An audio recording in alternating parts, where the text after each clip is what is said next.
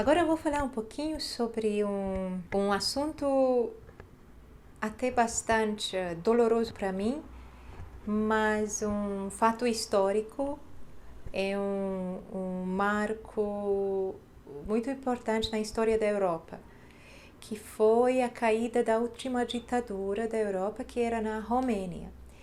E eu sou húngara, mas eu sou húngara de Transilvânia. E na Transilvânia não é só terra de Drácula. E, e esse é um lugar verdadeiro. E que tem a Transilvânia tem uma história muito complexa. Que por 1000 anos fez parte da Hungria. E na Primeira Guerra Mundial, em 1920, a Hungria perdeu 2/3 do seu território. 2/3 é um pedaço muito grande. E a Transilvânia, que eu acho que é maior do que a Hungria, assim, foi para a Romênia. Então, por exemplo, a minha bisavó, nós somos todos húngaros, desde sempre, com língua materna húngara. Dos meus pais são de uma região muito húngara, onde só tinha húngaro, ninguém falava romeno, a educação era para minorias, para etnias, assim, da língua materna daquela etnia, porque na Transilvânia a Transilvânia é um lugar muito utopístico, muito do futuro, e por isso o Brasil me lembra muito, no sentido bom, e das coisas boas, daquele mundo onde pessoas de etnias, de língua materna, de religião, de cultura muito diferente viveram num pedacinho de terra pequena. Claro, em termos europeus não é tão pequeno, mas em termos brasileiro é pequeno.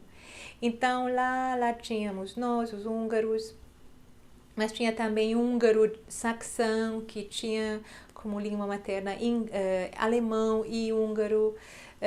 Tinha os ucranianos, o georgiano também, tinha os romenos, tinha judeu, o cigano, que mais?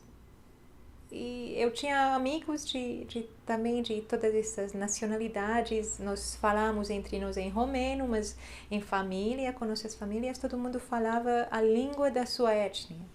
Então nós somos húngaros. E eu nasci nesse mundo que foi a última ditadura, com o ditador Ceausescu. E essa ditadura, no final, nos anos 80, virou uma coisa muito pesada.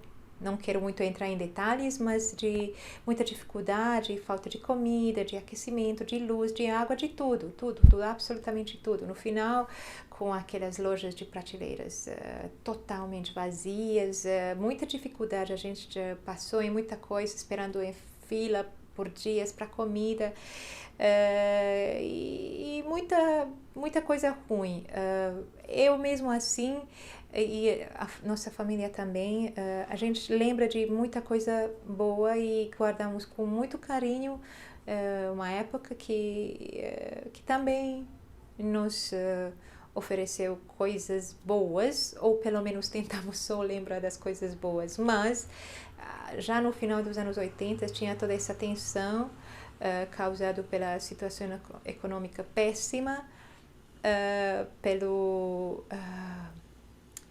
pela ideia louca do ditador construir aquele parlamento, que hoje é o parlamento maior do mundo, que fica em Bucareste. E, enfim, o que aconteceu que em 89 já é um ano revolucionário na história da Europa, né? Talvez no mundo todo. Tinha uma mudança de sistemas. E aconteceu pacificamente na Tchecoslováquia, na Hungria. Caiu o muro, né, em Berlim, a cortina de ferro.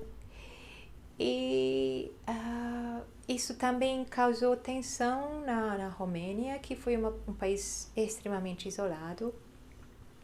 Agora, pensando um pouquinho, Porque eu não sei nada dessa história, eu era pequena, era criança, e hoje em dia que eu tento entender lendo livros, até pesquisando na internet, porque mesmo se a gente, mesmo depois, quando já saímos de lá, eu acho que todos nós só queríamos enterrar, esquecer para sempre, nunca mais lembrar todas aquelas dificuldades em que nós passamos. O parte ruim também era uma coisa, certa estigmatismo de vir da Romênia, o leste europeu, que vocês acham que sou brasileiro que sofre preconceito, que não é, porque leste europeu também, quem vem da Romênia também. Então, para nós, eu acredito que era para todo mundo, família, pais, todo mundo só esquecer, e se a gente se junta e vem aquela onda de nostalgia, quando o meu pai, o meu irmão contam histórias super engraçadas em como eles tentaram se virar e da miséria, como cada um tentou com o seu jeitinho, como aqui vocês realmente sobreviver ou achar um jeito. Mas o que aconteceu em 89, 30 anos atrás, no Natal? Esse Natal para nós era um Natal de medo, de morte, de escuridão, porque em 16 de dezembro começaram os protestos que tornaram assim, uma revolução. Hoje se chama Revolução Romena, mas também talvez era golpe militar. Não dá para saber o que era. Uma confusão, um caos. As coisas aconteceram super rápido. Começou com um protesto pequeno, mas assim cresceu na dissatisfação contra o ditador.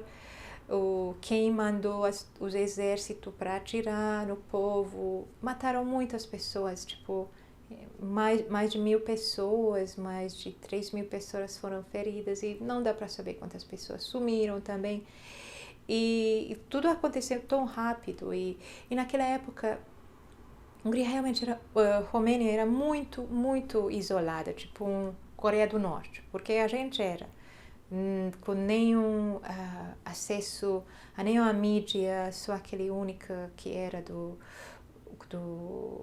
romeno. Bom, a gente tinha pelo menos acesso a alguns canais húngaros para ver algumas coisas de criança, infantil, alguns seriados, como Isaura. Sobre isso eu preciso falar também. E a loucura de lambada. Mas então, a gente estava ouvindo que algo tem uma confusão na Timișoara, Temesvar, e começaram a atirar nas pessoas e mandaram lá o exército e começaram umas batalhas. E a gente, na minha cidade lá, fica lá no norte da Romênia, na minha cidade não tinha batalha, não tinha guerra, não tinha assim, não atiraram no povo, mas o exército entrou. Eu me lembro muito bem. Justamente olhamos à noite e vimos os tanques entrando, muitos tanques entrando, e dia seguinte a cidade inteira assim aterrorizada pelo exército, com aquelas pessoas com as fuzis gigantes ficando em cada esquina, e a gente não sabia, porque sabíamos que aquela Securitate, como é que é? Aquela organização de espionagem. Então todo mundo estava espionando todo mundo e ninguém sabia o que pode acontecer. Chamaram alguns jovens para entrarem no exército, para ir para Bucareste, porque lá tinha muita batalha.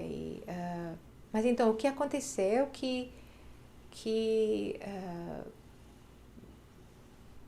dia 25, né, justamente o dia de Natal, executaram o casal, o Ceausescu e a mulher dele. Então esse foi o nosso Natal. E não tinha, o que lembramos muito bem, e até li agora no artigo do Financial Times, que uma pessoa, um repórter americano que estava lá na época, ele também relembrou que a escuridão, porque apagaram a luz, não tinha luz, não só comida, aquecimento, não tinha nada, nada, nada. E a gente passou ou quando tinha luz, ligamos TV e vimos lá o que aconteceu. E era isso.